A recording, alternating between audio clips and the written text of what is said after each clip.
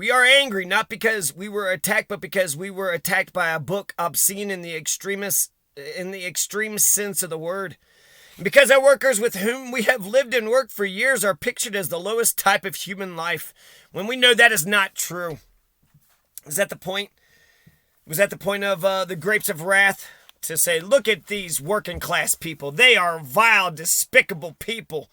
Or is it to say, man, life is tough when you're working class people? This Wolford B. Camp. Oh, Wolford! Wolford B. Camp, some guy, Associated Farmers, defending our farm workers as well as ourselves. Kern County, California. I'm trying to figure out, why would anybody want to ban the Grapes of Wrath? The Nazis, they clearly want to ban the Grapes of Wrath. I mean, they don't want the working masses to, realize their own power and to stand up. So that's actually a badge of honor, isn't it? When the Nazis want to burn your book. So the Nazis were opposed to the Grapes of Wrath, but so was a lot of people in America. You had Puyallup, Washington, Union City, Tennessee, Greenville, South Carolina, Vernon, New York, Richford, Vermont, Anniston, Alabama, Burlington, North Carolina, Carthage, North Carolina, Kanawha, Iowa, and Kern County, California. Apparently, Kern County, California is where this was, you can't argue with it's where it was set. It was the center of the agricultural region that was featured in the Grapes of Wrath. They are insulting us. It's nothing like this in good old Kern County. You come here, you got upward mobility, you got housing that is plenty. You have plenty of housing and food and water, clothing, good jobs, good benefits. Yeah, right. Like we're going to treat our agricultural worker like they're what? This is more Wolford B. Camp. You can't argue with the book like that. It's too filthy for you to go over the various parts and point out the vile propaganda it contains. Americans have a right to say what they please, but they do not have the right to attack a community in such words that any red-blooded American man would refuse to allow his daughter to read them. Oh, okay, Wolford B. Camp. That's interesting. So essentially, Wolford B. Camp, a prominent rancher, he's probably the biggest exploiter of people, and he was like, I am nice to my wage slaves. I am nice to the dang. There is a Boone County Kentuckian who was sitting there telling me that he didn't mind, hiring out migrant labor, but it's just, it was them damn rights. He just, whenever they insisted on having rights, he didn't like that at all. Now, the Grapes of Wrath, there was 5 challenges to the Grapes of Wrath in 1966, 4 challenges in 1973, 8 challenges in 1977, 6 in 1982, and 2 in 1988. In Burris's master list of the 22 most frequently challenged books in American high schools, 1965 to 1981, The Grapes of Wrath placed second. Other ones on the top 25 was 1984, Slaughterhouse 5, and Johnny Got His Gun. Johnny Got His Gun. Uh-oh. And then Johnny Got His Gun, 1984, Slaughterhouse 5. Why would we not want to know? 1984, the authoritarians can use language to manipulate us.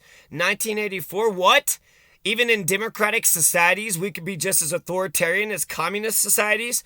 But we're democratic capitalists. How can our liberal democratic capitalist system turn into Slaughterhouse 5? What is that, Kurt Vonnegut? That damn Kurt Vonnegut. And Johnny Got His Gun. Oh, we don't want Johnny getting guns, right? No wonder school shootings are happening. You got Johnny Got His Gun in the library. Just remember, they freak out about everybody, going to the library as if like immediately all the students just go straight to the library. Nobody went to the library. The library was one of the loneliest places. The librarian was an asshole, so you didn't want to go to the library, even when you did want to go to the library. The librarian was a dick. People weren't going there. You had to check out a book once or twice for, English class or some shit, but it wasn't like go to the library and just have free reading. Go to the library and just talk about the books with other people, other books, and enjoy life and enjoy creating culture, all around the books. So, hey, I want to read The Grapes of Wrath. Go fucking check it out. Get the hell out of here. I just feel like, there was not a culture of reading it. That's, Kentucky and Boone County. So, Gallatin. Okay, so The Grapes of Wrath has become a bestseller. 360,000 copies were in print. Apparently, the East St. Louis burning, there was a burning. You had Kansas City, Kansas. This is what they said in 1939, 4-2. They said, indecency and obscenity, abhorrence of the portrayal of women, and for portraying life in such a bestial way. Well, okay, we're getting closer to it's indecent and obscene, and I don't like the way it portrays women. And you know what? The working masses, maybe they do have a dead drum in, they have a poverty death sentence, but you know what? I'm wealthy, and I like paying them a penny or two.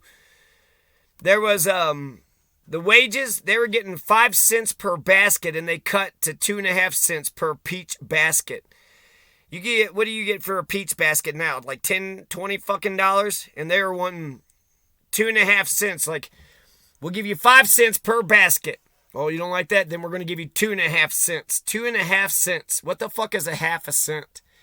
And how good was, America back in those days, that one fucking penny? I mean, we got inflation like, $5 a gallon of goddamn gas. Back then, 2.5 cents. It'd take forever just to get 1 gallon of gas at 2.5 cents wages. We're going to cut your 5 cent wage to 2.5 cents. My God, that's the problem. You don't want the working masses. And then there was a part, they talked about the Reds and the communist scare, but they also had government assistance. There was a government camp that was actually protecting from the corruption of the sheriff. And so sometimes the state or the feds can do better than the local county sheriff can. And then there was, at the sheriff's place, where it was just, just a terrible camp or terrible conditions. It was a contractor went around saying, okay, I got work. Who wants to work? And somebody had asked, how much you pay? And then he got beat up and taken out because he was some sort of commie? For asking how much you pay? Hell, isn't that a capitalist thing? It's not how much you're actually valued. It's how much you can negotiate.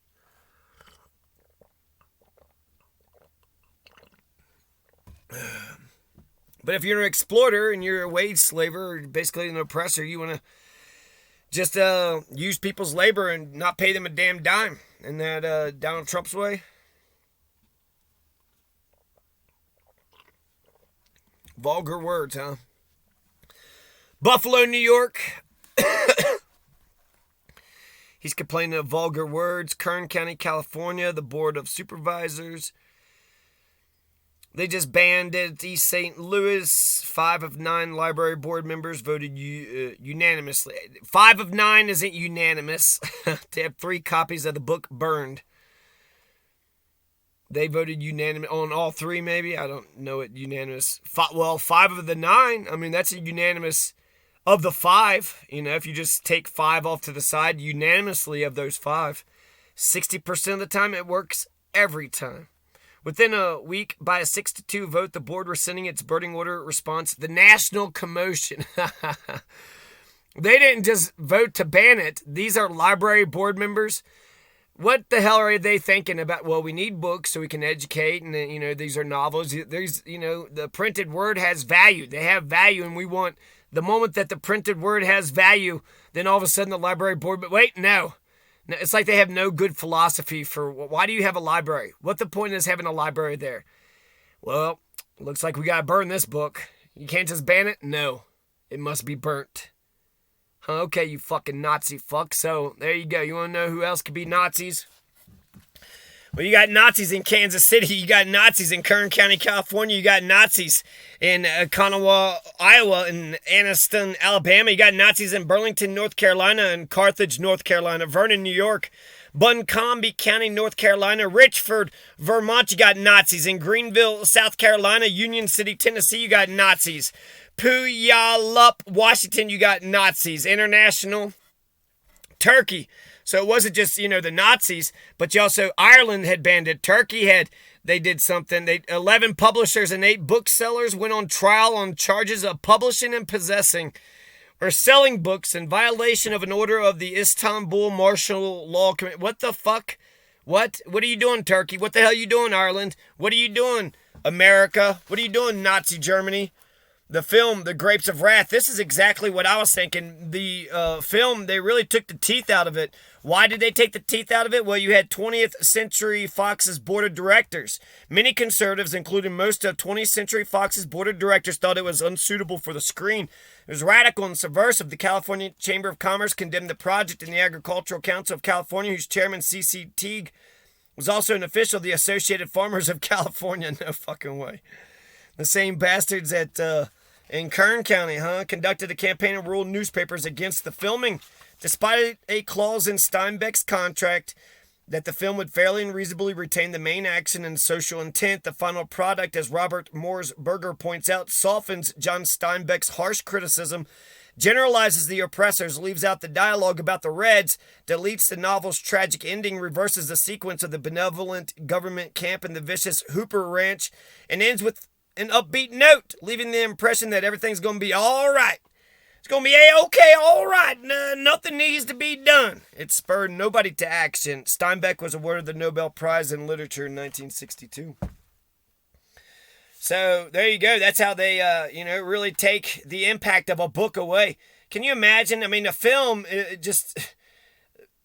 has all the advantages over a book in the world, but to take a popular book and to dull it, to use a movie to dull the book, you don't use a movie to dull the book. You use a movie to illuminate and make it more precise and make it more accurate.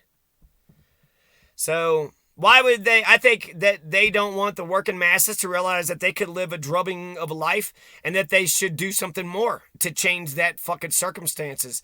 A lot of times, with the antebellum South, the white teachers would sit there and tell the black boys that they shouldn't dream, they shouldn't think about being doctors and lawyers, and they should just, get comfortable basically being a cherry picker or a tomato picker or some low-level, nobody, or just not a nobody, but a low-level, sort of. I respect people. It's just that in America, you definitely have some sort of hierarchy, and I respect the person who washes the dishes and do the janitor work because that's work I don't want to do. But other people look down upon that shit because it's like, you have to do this stuff because of whatever, and bafam. So, yeah, it is a bad ending. The book is a bad ending. That's why it's legendary. So it's like Requiem for a Dream. It has a terrible ending. So typically, books have an exciting ending. And, Charlie Wilson's War, they kind of fucked that up. They could have made a good point about our Afghanistan war. Instead, we were in there for 20 years. And then you had the goddamn, what's that one? About the nuclear bombs. At the very end, you had some lone cowboy who wanted to drop a nuclear bomb during the Cold War because of fluoride in the water or some shit. Dr. Strangelove. So Dr. Strangelove, it was a kind of a comedy, but a very dark comedy, because what the fuck do you do when an American pilot has a nuke and says, you know what, I'm fucking sick of the fluoride in the water and I'm going to go bomb the people that's responsible for it. He's fucking nuts. He's crazy. And you're trying to tell everybody he's nuts and crazy, but they couldn't, Russia and motherfucking America was like talking to each other. Dimitri. Hey, Dimitri. And then the end is a whole bunch of mushroom clouds all over the world, just nuclear bomb strike after nuclear bomb strike. And so, yeah, the book itself, because it's got that bad ending, it's like a requiem for an ending, requiem for a dream kind of ending. And then it's sort of the Doctor Strangelove ending. And why would I insist on, them having a closer ending because Dr. Strangelove says we could blow the fuck up we could blow ourselves the fuck up. We can end all of humanity. We need to know that. That's a good wake-up call. Dr. Strangelove is a funny, interesting, comedy, but it's also very prescient, and it's still legendary today. That's, 60 years ago, but it's still is relevant. We still have the nuclear bomb. You could still have some fucking psycho that, drops off a fucking nuke, and then what would we do? You saw how we handled COVID.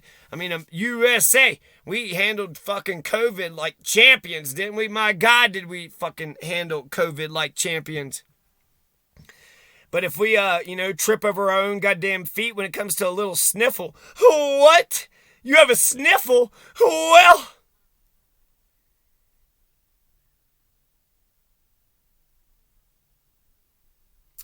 so